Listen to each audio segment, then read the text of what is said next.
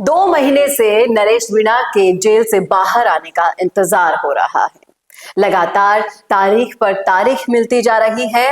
हाल ही में उन पुराने मामलों में तो बरी कर दिया नरेश मीणा को, लेकिन अभी तक जिस मामले पर पूरा का पूरा पेच फंसा है, लगातार इस मामले में सुनवाई टलती जा रही है। हाल अभी तक कोई भी फैसला नहीं हो पाया है कि उन्हें जमानत मिलेगी या नहीं। नरेश मीणा को लेकर पूरा समाज 2 धड़ों में बंट चुका है। एक धड़ा वो है जो नरेश मीणा को किसी भी हालत में बाहर निकालना चाह रहा है, और उतनी ही ताकत दूसरा धड़ा भी लगा रहा है कि नरेश मीणा जेल से बाहर तो नहीं आ पाए।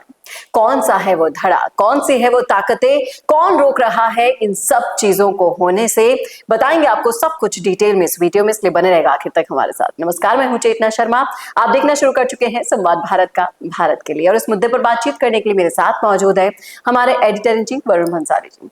तो वरुण सर, जिस तरीके से मैं 2 धड़ों की बात कर रही हूं यहाँ पर, पहले धड़े के बारे में तो सब जानते हैं।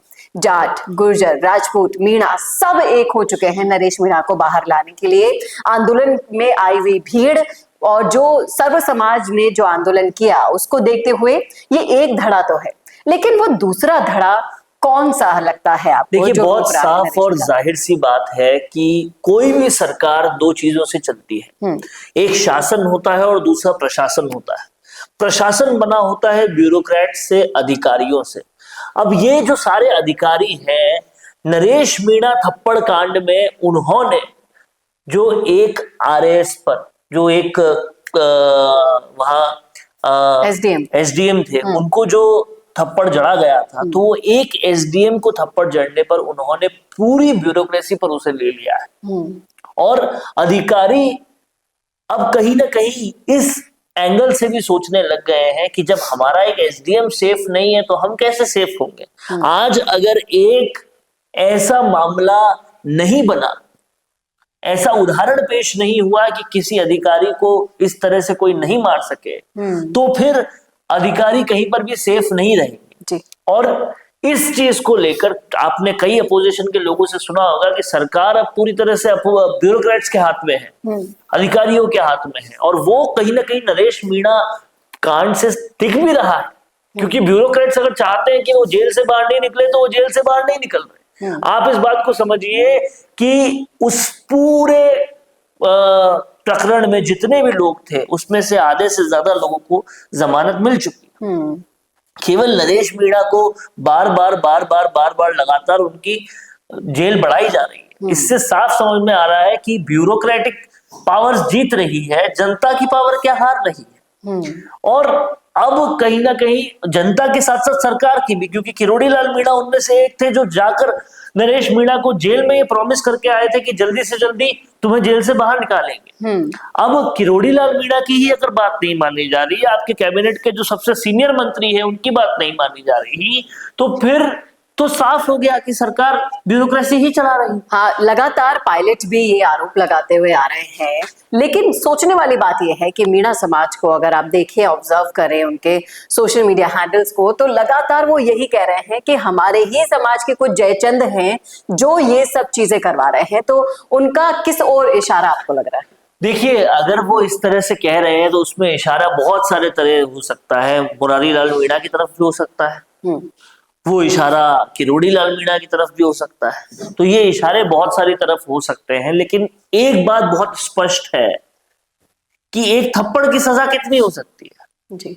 क्या 2 महीने की जेल हो सकती है? लेकिन या थप्पड़ किसको जड़ा है इसके बेसिस पर जजमेंट होगा। लेकिन आम आदमी को जड़ा है कि कुंडली निकाल ली गई है, ऐसा तो नहीं है कि ये कोई एक पहला केस उन पर था। जाहिर तौर पर नरेश मीणा की प्रवृत्ति हिंसक रही है, वो सारी चीजें कर रहे हैं, लेकिन ये समझना पड़ेगा कि अभी तो यही एक प्रोपेगेंडा बन रहा है। यही समझ में आ रहा है, यही दिख रहा है लोगों को कि सरकार कहीं ना कहीं एक तरह से अपना बदला निकाल रही है उनसे, ब्यूरोक्रेसी अपना बदला निकाल रही है उससे। तो वो वाली चीज नेगेटिव आ रही है ब्यूरोक्रेसी पर और सरकार पर भी। तो कहीं ना कहीं एक उदाहरण पेश करना चाहिए नरेश मीणा को रिहा करके कि सबके लिए कानून इक्वल है, आम हो खास हो, सबके लिए इक्वल है। और जाहिर तौर पर जब इतने सारे लोगों की भावनाएं जुड़ी हुई है और उन भावनाओं की वह में आकर ही अगर थप्पड़ जड़ा गया था तो उस चीज को भी कंसिडर करना चाहिए। अब देखना यह होगा कि नरेश मीणा कांड पर फैसला क्या होता है, क्योंकि वो फैसला बहुत सारी चीजें बताएगा। नरेश मीणा जब भी बाहर आएंगे तो उनके आगे के पॉलिटिकल स्टेप्स क्या होंगे ये भी देखना पड़ेगा। और भाजपा को ये भी सोचना चाहिए कि जो कोई भी जेल में जाता है तो बड़ा नेता बनकर ही बाहर आता है। और कहीं ना कहीं इस कांड ने नरेश मीणा को न सिर्फ राजस्थान में बल्कि पूरे देश में इतना मशहूर कर दिया है। लोगों का प्यार और जो सांत्वना है वो इस कदर नरेश मीणा के साथ जुड़ गई है कि 2028 की जो फोरकास्टिंग है वो लोगों के दिमाग में लगा। आप क्रोनोलॉजी देखिए, नरेश मीणा अभी तक जितने भी चुनाव लड़े सब हार गए और उसके बाद उनको इस तरह से जेल में रखना, उन्हें अपने आप फेमस करना है, तो ऐसा लग रहा है कि सरकार खुद थाली में परोसकर उनको फेमस बना रही है, लोकप्रिय बना रही है, ताकि वो अगले चुनाव में अच्छे वोट ला सके और आखिरकार जीत दर्ज कर सके। जी, अब देखने वाली बात ये होगी कि नरेश मीणा को कब तक जेल में रोका जाएगा इस दूसरे धड़े के द्वारा, और एक बार अगर जेल से बाहर आ जाते हैं नरेश मीणा तो क्या सिनेरियो, क्या तस्वीर राजस्थान की हमारे सामने आती है। बताइएगा आप क्या सोचते हैं इस मुद्दे पर, रखिएगा अपनी राय। क्या आपको भी लगता है कि दो धड़े में बट गया है पूरा समाज, और किस कदर और किसकी वजह से ये सब चीजें हो रही है? बताइएगा आपके मन में क्या है विचार, रखिएगा कमेंट बॉक्स में। कैसा लगा वीडियो ये बताना ना भूलेगा, और ऐसे ही और वीडियोस के लिए देखते रहिए संवाद भारत का, भारत के लिए। नमस्कार। बोरिंग वीडियोस को नेक्स्ट लेवल पे ले जाना चाहते हो लेकिन कैसे? कंफ्यूज मत हो।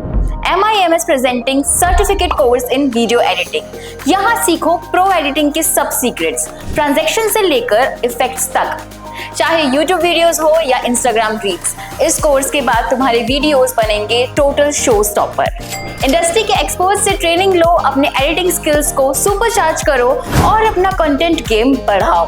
तो अभी एनरोल करो certificate course in video editing में और बनो वीडियो के एडिटिंग मास्टर।